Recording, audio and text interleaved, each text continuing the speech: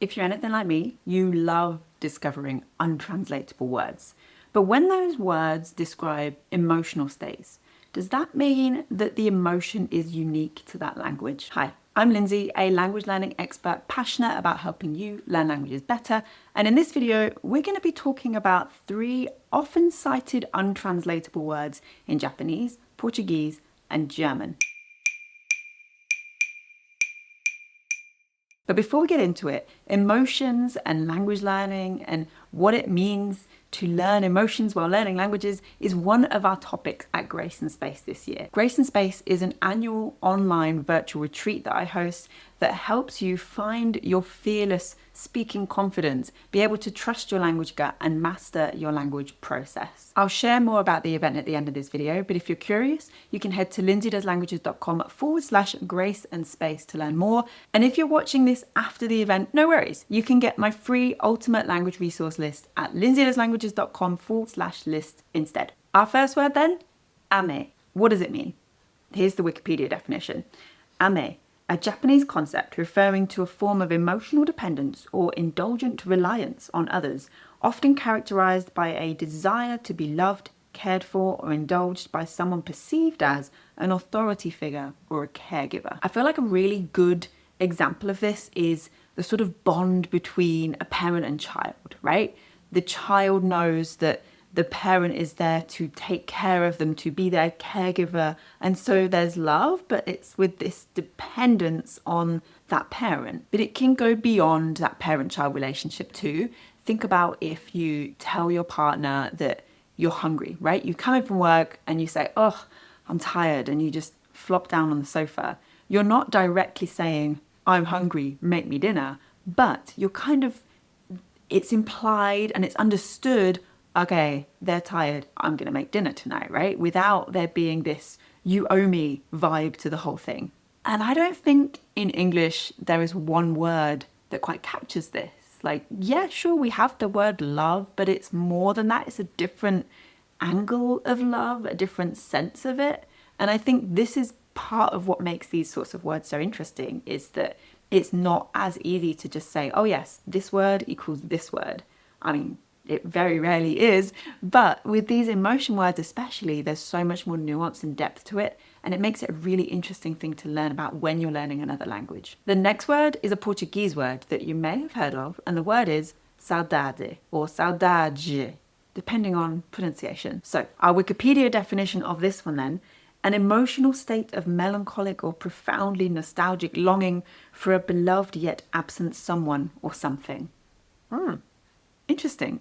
So this kind of captures my understanding and interpretation of saudade. I speak a bit more Portuguese than Japanese, and this word does come up a lot, but it is still what I would describe as untranslatable. I mean, listen to that definition. It's not just one word. So this could be that you've moved abroad, or you've moved even within the same country, from the countryside to the city, and you feel this longing, this nostalgia for what things were like in that old place. There could also be this saudade for like something that could have been. So maybe you almost started a relationship with someone, or you almost got a different job and went down a completely different path. And so it's like nostalgia, but for a conditional future that never happened, right? If you see a photo of your childhood hometown and you feel this little tug of emotion inside of like, oh yeah, that's my place, like that is the same thing. And so you can see these sound like quite diverse examples, but when we have one word to describe it, it's pretty cool. A really good example of this is the Eurovision entry for Portugal from 2025, where this word comes up and the whole song is about feeling kind of out of place, moving from Madeira to mainland Portugal and feeling that longing for the homeland, for the island, right? Actually say the word in the lyrics. I count the days for myself with my suitcase packed. There was almost no room for the accumulated longing. Accumulated longing. That's the kind of saudade is the longing, is the translation there. And again, in English, not fully captured in one word. It could be yearning, nostalgia, like longing, but it doesn't quite get the whole meaning. And our final word is the one that I think it's most likely you would have heard of, and that is Schadenfreude. So this is a German word, and this one is, it's quite a fun one. So to start us off, our Wikipedia definition: the experience of pleasure, joy, or self-satisfaction that comes from learning of or witnessing the troubles, failures, pain, suffering, or humiliation of another. Oh, when you hear the definition, it sounds like you're the worst person in the world if you feel this. But I think if we're honest, we have all felt this at some point. So let's say your friend is teasing you and then they walk into a pole and hit their head, right? You might say, karma, haha, see? Because they were teasing you, they were being mean, and then something happened to them. That kind of fits into this.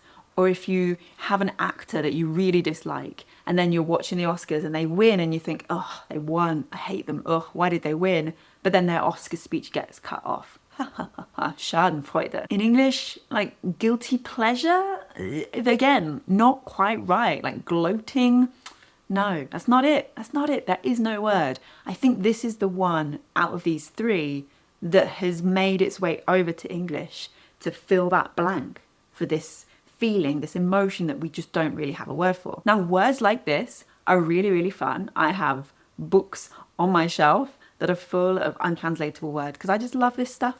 But there is something more deeper here when we think about how this affects our language learning. So when we're learning a language and we come across a word like this, whether it's emotional or not, but when it's untranslatable in this way, it can be a real stopping point when we can't just go word A equals word B in language X to language Z. Like when we can't do that, we have to just pause a bit and think a bit more about it.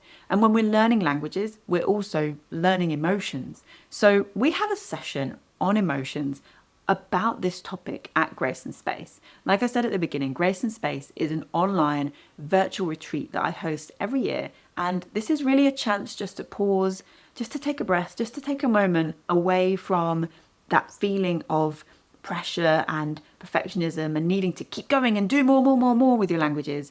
Just take a breath and be like, okay, what do I actually need to do next? This year's event is taking place from the 25th to the 28th of September 2025. It will be happening with loads of great live sessions. I'm so excited. You can see the full details at lindsaydoeslanguages.com, Grace and Space, for more details on the schedule, all of those live sessions. One thing I'm really excited about is our hot seat coaching. So if you want personal, completely custom to you and your situation coaching and advice from me, get your ticket, get booked in on that hot seat coaching, and we'll be there. And I will be helping you fix your exact problem with your languages right now. The thing that you're struggling with the most, no more struggle. And if you're watching this in the future, you can get on my email list for updates about future Grace and Space events at lindsaydoeslanguages.com/list. And this will also give you access to my ultimate language resource list, which is absolutely huge. You are going to love this. If you're stuck for what to use next, you're kind of bouncing from one resource to the next and you just want to save yourself the hours of research, this is going to help you. But if you're watching in time, get your Grace and Space ticket too. As always, thank you very much for watching, and you can watch the rest of this series up at the little card. I'll pop the link in the description as well. And of course, hit like, subscribe, tell a friend so we can all learn languages better.